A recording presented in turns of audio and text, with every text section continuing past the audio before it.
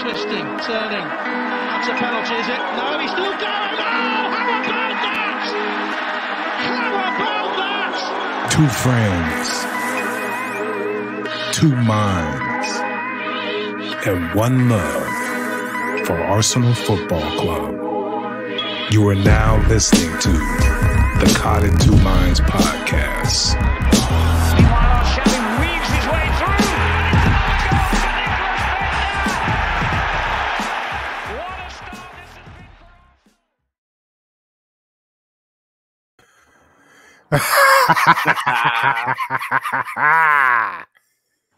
Yeah. Man. Here we are. Well, here we are again. It's like deja vu all over again. yeah. Yogi Berra? I think Yogi Berra Yogi Berra said that. But same old thing, week in and week out. Everton, Arsenal at Goodison Park. Arsenal lose yet another game, 2-1.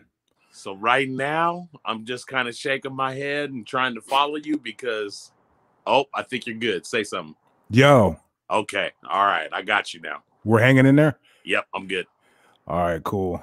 I got some new camera set up, so it's, it could be causing some problems, but who cares, dude? You know? Who cares? So did you hear all the beginning I just said? Everton at Goodison Park, 2-1. We lose yet another game. What were your thoughts about the lineup? Willian, wise Willian out there. I just felt like we could have done anything. There's so many other options that you could have gone with, and we got Willian, and then we'll get to the rest of it later. But yeah, Willian was the big surprise for me. Yeah, I didn't understand. I guess Nketiah is a little bit of a surprise. I've been kind of actually screaming it lately, like he's kind of our most striker kind of, but didn't think necessarily had the biggest game or nothing. Like he didn't do a lot, necessarily except hustle. He hustled. Right. He showed a little sense of urgency. He's always kind of like that. Alba got hurt, a little muscle strain, they say, but I'm sure There's a history of this. There's a history of this, folks. Right.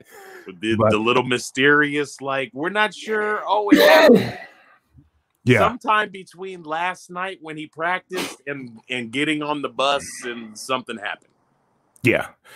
If they, that could have been something reported the day before, but maybe they didn't want to, alert Everton or whatever.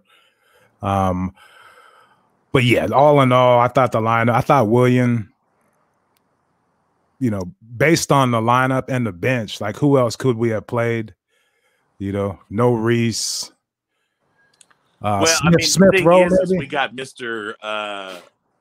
Interchangeable, so Saka could easily go out left, and we could bring somebody in the middle if we wanted. Because Saka kind of played the middle, he seemed to be in there a lot. He had a slow game. They did a good job of not letting him get the ball as much as he's been getting it. That might have been some tactics by Carlo, some old school Italian tactics. Yeah, they didn't really let Saka kind of turn on their players, although some of their players, if you look at Mina, Jesus. Grown man. Huge. How big is that guy? He's Colombian? Right. Whoa. One of the biggest Colombians walking the face of the earth. He scored the second goal, right? Second goal. Oh, shit. You see my camera? Yeah, a little bit. Oh, shit. I'm fucking. You look like Max Headroom right now. That's a throwback. This is whack, dude. This is whack. Can you hear me okay? Yeah, you sound fine. You're not breaking up at all. This is whack. Just your camera whacks out every once. This is bunk. What are we doing? Anyway, that's California, folks. You guys see the sun in behind me? And a little cold breath at the same time. See, that's California. Specifically, that's Northern California. Northern California. Don't get it twisted. Iwobi with the assist on the first goal for Everton. Once again, another former Arsenal player gets us. Yeah, I mean, back-to-back weeks. I mean, it's all on his pass. Now it was great that I forget his name, got a head on it. DCL, Dominic Calvert-Lewin. Lewin. It was great that he got a head on it. It was a good play for him to do that, but man, Iwobi put a nice little cross in. Oh yeah, tremendous. It was weird. I don't really remember him playing out wide on the right for us like that, but he looked like he was. I guess he did every now and then, but I always pictured him more on the left side or in the middle somewhere. But yeah, I think it was a lot more left. Carlo. I mean, you know how I always said. I mean, he should be his physicality. Yeah, just because the kid grows up out of the wing doesn't mean like when he grows into his man body, man. I don't know. It seems like he's got all the skills to be a great CDM. He's another one who just needed a nice slap in the face and be like, "Come on, let's go. You're good." It was weird. I mean, when he finally left, I mean, that was arguably his best season for us. Yeah, just we develop players up to a certain point, and then they go to shit. And that's what I hope that doesn't happen to Saka, but that's been a trend with us. They come out the gate roaring, and then the longer they stay with the club, eventually it's like, geez, I mean, what's going on with this guy? But I don't see that with Saka. He's a tremendous little footballer, fundamentally sound, does everything well. But back to the Dominic Calvert-Lewin. Did you see the intensity and the urgency in which he plays striker? Yes. He attacks balls. He's running at people. He's aggressive, putting a foot in. And just really, you really want to see that from Aubameyang. Yeah. From Lacazette. He's just overly spazzy, but you don't get any of that with Aubameyang. Yeah. And Lacazette, he's just, I mean, the poor guy, the only thing he lacks is just kind of like the size of a Premier League striker. Right. You can get away with that shit in France and Spain and shit. Right. Even Italy, but in Premier League, man, your striker, he's got to have some muscle, man. He's got to have some sort of aerial prowess. He's got to be able to go up and get it. Yeah. And that's what's so disappointing about Aubameyang, because he has size. He's got all the tools. It's just there's no, and that's not really his style of play. But he wants to play in the middle. You know what I mean? So yeah, if that's the case, then you have to bring that week in and week out. That's why I kind of like him out there on the left. Hey, do me a favor real quick. Check your volume. I just checked mine. You're kind of low right now to me. Okay, hold on. Yo. Okay. Much better or about the same. Ghetto podcast, ladies and gentlemen. Ghetto podcast. We are caught in the ghetto with two minds. I mean, the whole thing is I never know. Like, is it just me? Am I just hearing it like that? But it's actually recording fine. I don't know. Yeah, I mean, you're outside on the phone. You're hearable. You're hearable. Okay, cool. And I guess I mean part of the. You're outside on the phone. No headphones, just riding it. Well, I mean, when it changes, it changes. Something changed, and I don't know what happened. So, the other coincidence is just like with a guy like Iwobi or something. I don't know. I mean, nobody's necessarily saying, "Man, I wish we still had Iwobi," but I mean, nobody does that more than Arsenal players. Should we bring Jack back? I wish Santi could just come back. We're so desperate for. Other teams, when they're done with another player, they're done. Fuck off, piss off, man. I don't care. Yeah, we're so desperate for anything. We're so desperate for anything in the middle of the pitch. Aaron Ramsey. I wish we had him back. It's like I watched the Juve game. Where they won 4-0, and he played good. He looked good out there. Fitz in, doing his thing, cruising around, causing trouble, making passes, making runs. It looks like Pirlo kind of gets him. He was always willing. Always willing. Yeah. I can't believe like he was crying when he left the team. He should be happy as hell now. Just looking back at the mess that is Arsenal. Well, when they had that rumors, remember I told you how much they said he's getting paid. Oh, yeah. Ramsey is making superstar money right now. Right. He's got a hell of an agent. Okay, so Maitland-Niles wins a penalty. Yeah. All in all, it was quite enjoyable. I loved the whole scenario of it. Yeah, go ahead and expand on that. Well, no, he played it up big time, like, oh man, I'm hurt. And the camera caught him right at the right time when he was peeking up, like, hey, am I going to can I get the penalty? Right. Can I take it? Can I chip the keeper? And then please? He kind of even got up on one foot and he took a half a step towards the spot. Like, I want to take it. They were, all right, man. All right. He backed off. Yeah. Pepe took just a tremendous penalty. Real classy. Yeah. I was nervous, but after he took it, after he took it, I was like, why was I nervous? That's what Pepe does, just not, casually just stuck it on. For the most part, I mean, I don't know if there's anything consistently we can say he does. What'd you think about him yesterday?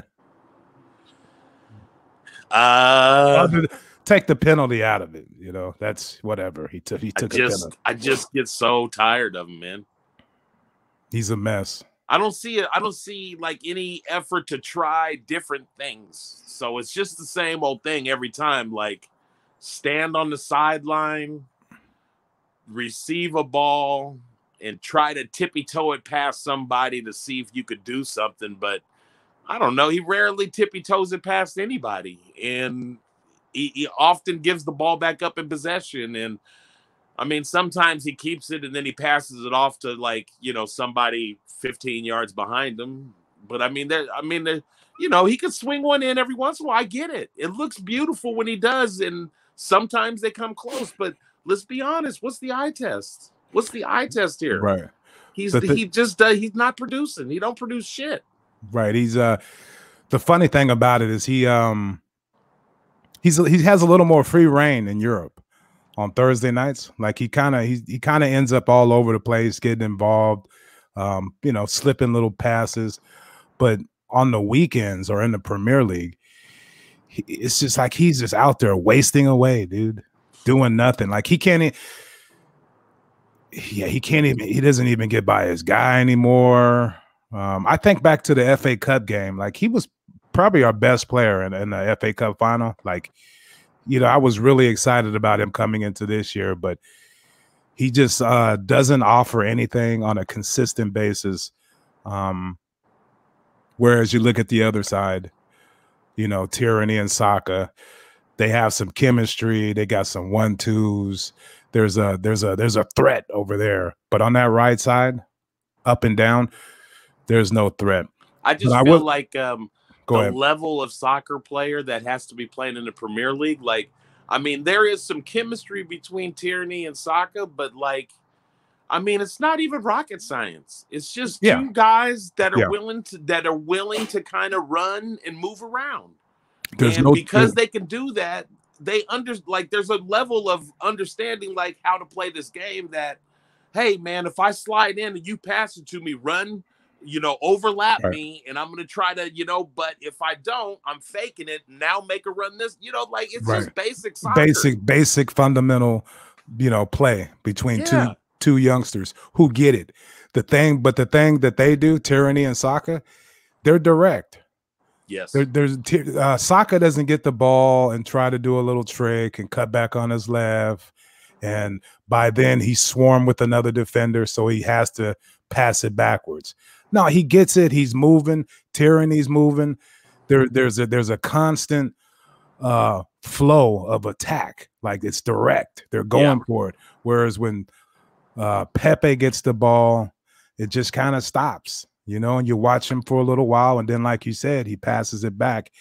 And that's happening more and more now. It's like he just doesn't, I don't know. The 2 or 3 times that we got up the right side, it was Maitland-Niles that got up the right side. I was just gonna say that Bellerin might be in a little trouble. Maitland-Niles didn't have his best game, but he won the penalty, and you can see there's an attempt to do what Tierney does. He's trying to get up that get down the line. He's overlapping. He's trying different shit. Whereas Bellerin gets to a certain spot and he stops, or he cuts inside and makes it real narrow. And then when they catch us on the counter, he's not able to get to his spot. Yeah. You know what I mean? And that's why, he should overlap more so that at least he's already over there and he can just sprint straight back and get in position to counter the counter. But yeah, I see Maitland-Niles play too. Just like the little extra reaches for toe taps to keep it away from somebody. When he loses it, he fights to get it back. That like little inverted run that Bellerin likes to make? Yes. Sometimes, it's an effective run, especially if Pepe goes flying up the right side. You could maybe swing it out to Pepe to do something. But I don't trust Bellerin to have the skills to kind of to pick the right pass, to get it over to Maitland-Niles does that in his sleep, blindfolded. Right. He's very skilled with the ball. Right. He can tippy-toe, and so that's what gets him in trouble sometimes, because he believes he could do it against anybody at any time and get away with it. And every once in a while he doesn't. But then, like I said, he's a better athlete in the fact that his acceleration is way better, and he can get back and make up for mistakes a lot easier than Bellerin. Yes, Bellerin is a crocked player. 5 years ago, or maybe even 6 years ago, one of the fastest right backs in the world. People used to be like, oh, wow, I wish him and Theo could race and shit. Who's faster? That's not the case now. You can clearly see that Maitland-Niles is a better athlete than Bellerin. Oh, yeah. As far as quickness and speed. And what is Bellerin without his speed and quickness? What is he? A fragile, Yeah, yeah. If when he does go, he didn't even play yesterday, and I'm going off on Bellerin. But yeah, he's done. He's done. Anyway. Well, the rumor is what I read this morning. I caught a little article, but Barcelona, they got a new guy that's trying to become the president of Barcelona or something, and he wants Bellerin. And they could put a package together for 22 million. And hey, I'm ecstatic if we can get 22 for him now. Definitely. But wow. I know that's COVID money right now, but still. There was a time when fools were talking, man, we'd pay 80 million for him, 75, 80 million for Bellerin. Yeah, we missed out. I'm gonna be an asshole. Just keep saying it. There's always a sell point on somebody. Don't ever fall in love with somebody so much that he ends up costing you millions because you're just gonna keep giving them a shot. Right. Especially when you have other younger players that can play that position who were, in your academy, and especially if you want to be the team. We're basically, we were a selling team for a while. We would just sell our players, but we would never sell them at the right time, like you're saying. Yeah. It was always, 3 years late, they got them on a discount. Yeah. Yeah. But even to be locked into well, we don't have a right back that time. I swear, I don't know. People can correct me if I'm wrong, but I don't even think Maitland-Niles was the right back, a fullback originally. Exactly. Right. That wasn't the position in the academy or playing coming up in the under 21s. Or he was filling in as an emergency all the time. Yeah, Finger started that shit, throwing him in at emergency, and then just kind of stuck with every manager since then. It's like, oh, well, we got Maitland-Niles, right, and that's all he plays now. Very versatile. I think back to Pepe. I think Pepe might be better suited if he was playing in the little 10 hole in the middle of the pitch, up high, where Ozil used to play, because he can pass the ball, and I think if he played in the middle, there would be a little more sense of urgency, or He wouldn't have time to do his little tricks or his stops. You know, he would get it and maybe slip a pass. Who knows? I'm just trying to figure out. I think there's quite the possibility that maybe would be his best position. I just say, like, the evolution of the wingers is whether you do it all the time or not, you have to be a threat to get behind the defense. Right. And he has that ability. That at all, then they just know how to play you. Like, you're not a threat to them then. Like, that's why it's so weird. It's a riddle. He has that ability. I think he does, right? He does. Hey, how fast is he? Have you ever seen him just run all out? Like, rarely. He never just puts his head down and just runs. Right. He has that ability.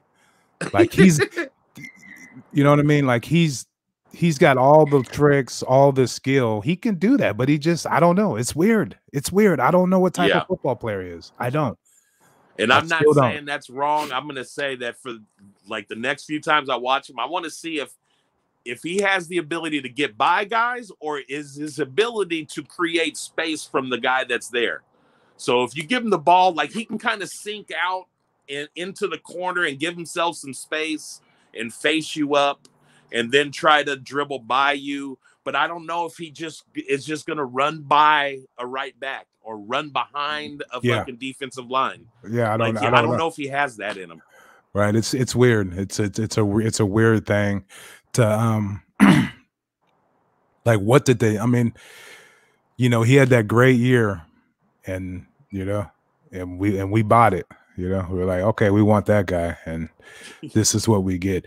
The we could have had another straight red card.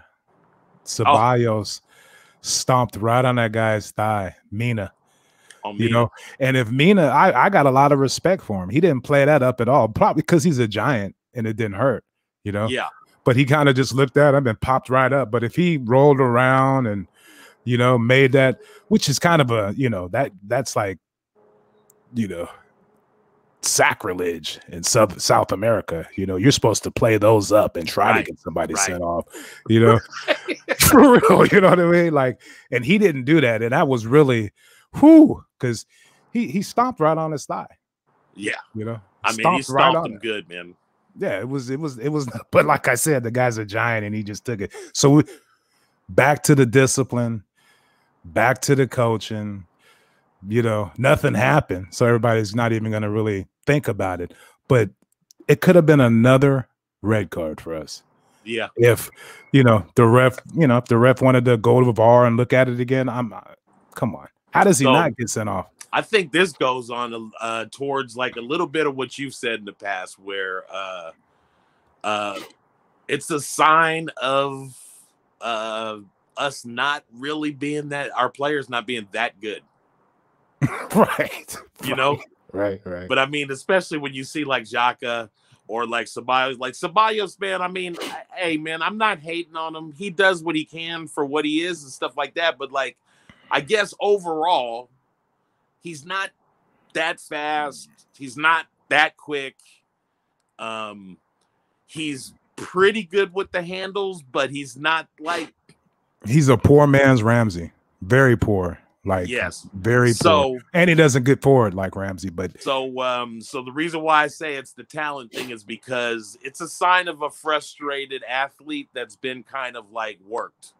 Like, he got out muscled or he got out hustled.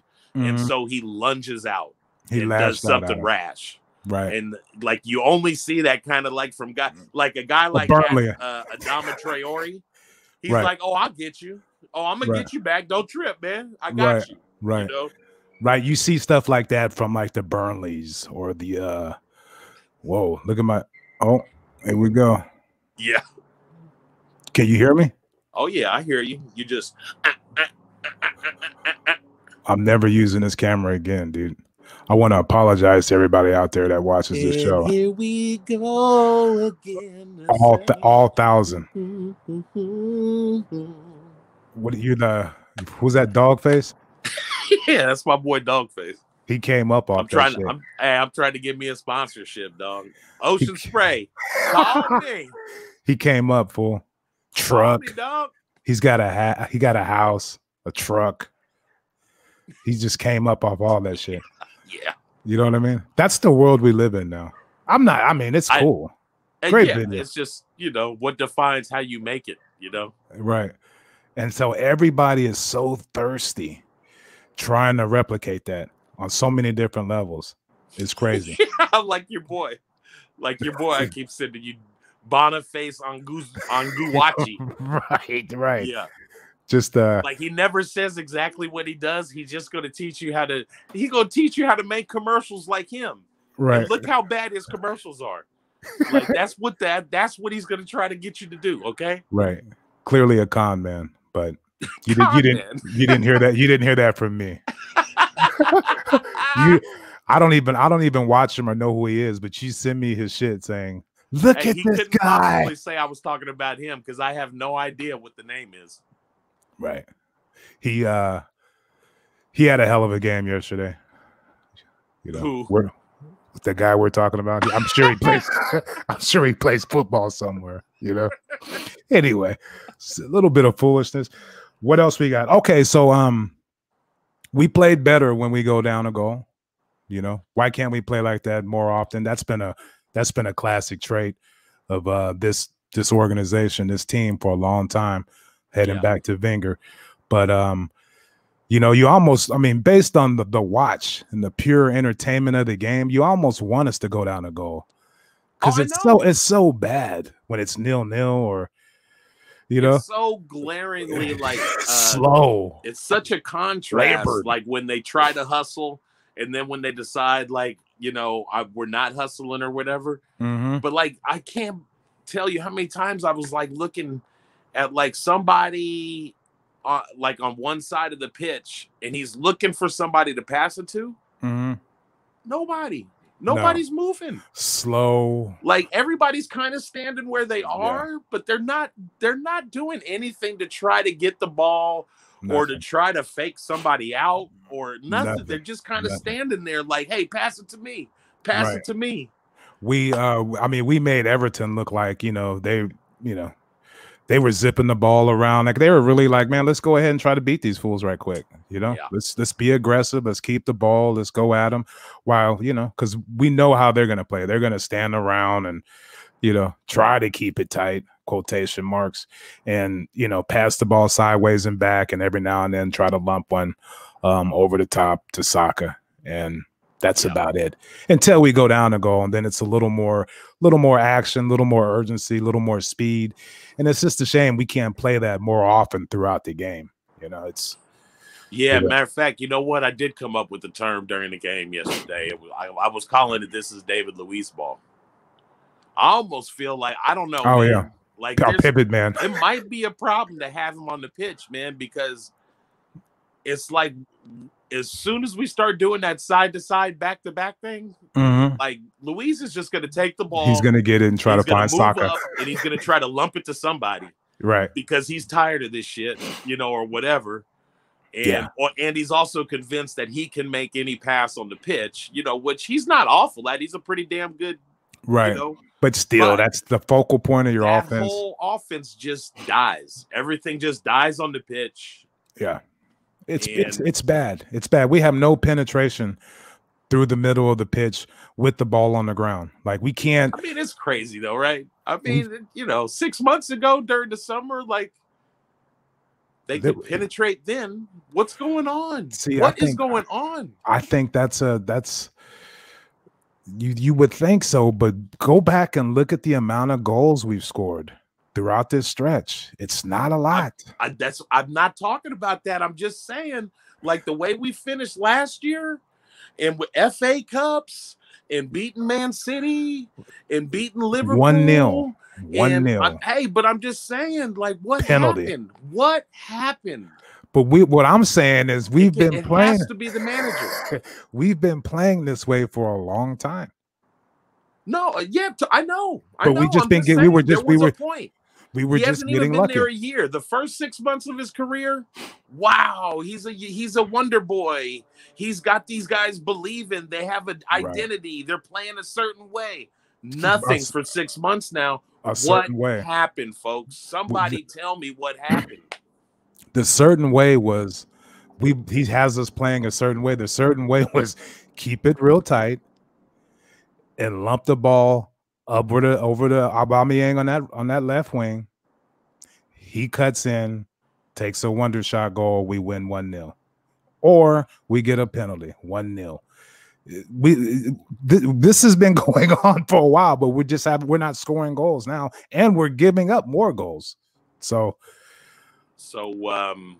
I don't. In that scenario, then not only is coach missing it, Aubameyang's missing it too. Then because if we do get a nice little lump up to Aubameyang on the left hand side, he's not finishing. And he's hitting the back of the net. Right. But he's not being as aggressive as he was. And he's playing in the middle now. Saka's over there now. And Saka might get the ball and put a cross in the middle. But like you always said, who are we crossing the ball to? Who's it going to? Like, we don't play that way. Yeah. We don't have a strong aerial prowess. You know what I mean? That's not the way we play. Especially with those two, with Lacazette, who's short, and Aubameyang, who's not really aggressive, but doesn't score a lot of goals with his head. It's just not what he does.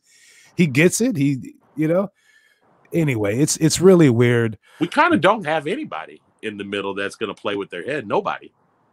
No, nobody. Eddie, but he'll try, but he's not the biggest guy in the world either. Yeah, I mean, it's not his game. It's not his game. Play balls exactly. in the air and stuff, but yeah, he's more of a poacher type goal scorer too. But I've seen him. He's just a player that just, he's a young guy and he needs his consistent run out. When you're a striker, had to go, huh? Olivier had to go, huh? He would be loving life with all these crosses that were put in the box now. Hey, he'd make Willian look like everything was fine. Right. Okay, somebody posted something and said Willian put in the last 3 matches he's played, he's put in like 43 crosses. Right. And connected on 2, and none of them on goal. None of the connections made it on goal. It's just incredible. If you think about it, absolutely incredible. But okay, so here's where we can get on Arteta. Okay, so we're down 2-1, second half. He makes some subs, and he chooses, like, who played worse between Pepe and Willian? Oh, Willian. So it's nothing. There's just nothing. He's giving us nothing. The easy sub would be to take Willian off, but he chooses to take Pepe off and let Willian finish out the game. It's just like, I think somebody said, what is Willian? Willian has something on Arteta, like from way back, like he's got some dirt on him. He's black man. Okay, that was you. He must be black. You must be right. He has to. It's the same way like Giuliani got something on Trump. Right, or vice versa. Yeah, because Giuliani keeps working for Trump, and it's like, dude, you're ruining your legacy. Hey, excuse me. That fool farted in trial. He's raging. I love to see old white dudes like lose their mind. You know what I mean? That's like my favorite shit in the world. I don't know why. That shit cracks me up. He's losing his mind. Yeah. All of them. Anyway, so whenever SNL plays him, she just comes out with the little black streaks down her face and shit. Right, but the prostitute he slept with the night before that hearing, she goes and is like, "What are you talking about?" Like, she's clearly a bimbo. I saw it. Or you guys did something crazy with him, right? What did you do? And the guy's just like, bitch, I'm just trying to ask questions. Like, what are you talking about? I signed something that said I can go to jail. Did you? Right. But yeah, back to Willian, the one of the worst signings since maybe Silvestri, when Sir Alex was like, yeah, you could have that guy. I'm done. I mean, even on a free. I mean, even he doesn't make any sense. Like, even on a free, he's everybody said he was like Chelsea's MVP last year. No way. Frank barely used him till the end of the season. That's what I heard. Dog. No, I mean, I was just trying to think back. I didn't, he what was I gonna say? He's just we can't. Okay, this is what I want to say. If we're trying to be, you can't take your closest rivals throwaways and be like, oh, cool, we got this player. Like Chelsea didn't want him for a reason. You know what I mean? We were competing with Chelsea. You know, there's a reason they don't want him anymore. Yeah. So why would we give him the opportunity to come play for our team? You know, it's just they let him go on a free. Like they're like, we're done with you. He's over 30. We're a mess. Man. We're a mess, dude. There's no hope inside. The damn table. I mean, we can get relegated. It's very well a possibility for sure. Let me see this right quick. Put my shit up. We got 14 points in 15th place. Brighton has 12. They're in 16th. Fulham has 10. And Burnley has 10, but they got 2 games in hand. They're in 18th. Burnley. And how many games we at? We played 14 games. They've only played 12, and they got 10 points. Wow. You know what I mean? If they win any of their next 2, they're a point behind us. I mean, it's just. Hey, I mean, where we are in the table, we weren't supposed to win the last 2 weeks. What did I say? I said I said 2 points max. And so far, you know, we're not getting any points. And don't what? Chelsea next. Chelsea? Day after Christmas. Oh my God. That's bad news, dude. That's bad news. Freaking camera, dude. Yeah, that's bad news. Chelsea coming up. Yeah, because they've been losing lately, and they need to get back into the swing of things. So yeah, you know, this is the festive season. This is one of my favorite parts of the season. As a football fan for over 20 years, I love this time because the games come quick, fast, in a hurry. You know, Boxing Day, but now it's not my favorite time. It's not. I'm like everybody else now. It's too much. There's too many games. That's just because we're playing. Been screaming that for so long. Right. The players are tired. You have to, you know. It's too much. Right. It's too much. So I don't really have anything else to say. It's a sad state of affairs. You know, the only thing we can maybe hope for is you know, some buying some players early on, but like you said, January transfer window is usually a joke, and it's going to take players time to get accustomed. And so I always love that the January buys. Yeah, you don't even see them on the pitch until mid-March. Right. Oh, they're not ready yet. He's been playing all year, man. He's ready. Let's go. Right. And plus, it's not like we're running some intricate offense. Go buy somebody and put them on the pitch. Right. Maybe they bring Ozil back. Who knows? I'm sorry I brought it up to all my African fans out there. Why you bring him up, you dumb beach? Well, you know, he's an option. Look, I'm still scarred, you know, but, you know, I don't know. It's a sad state of affairs with the club. Let me ask you this before we get out of here. Just a little quick one. Arteta, you give him till the end of the season, right? Oh, man, what? You going to ask me loaded questions like that? Okay. That's not exactly a soup question, is it, Edie? End of the season, Arteta. You giving him till the end of the season? Yes. Right after the Chelsea game, we fire him. Right after that game, and he's got a lot of potential. He's gonna be a good manager. He just didn't earn the right to coach a team as big as Arsenal. As your first now you're talking about Arsenal being a big club. Yeah, we still are, Eric. We not now, but I'm just saying. We already came to the conclusion we are not a big club. I mean, in the overall grand scheme of things, in English, that's the essence of being an Arsenal fan, right there, folks. In English football, that's it. In one breath, we feel like we are a big club. In other breaths, we know we're not a big club. We're not. What I'm saying is he didn't earn the right to coach a team like Arsenal. Yeah, I don't care whatever state of affair we are in right now, but we are a big club in English football. We have history, we got history.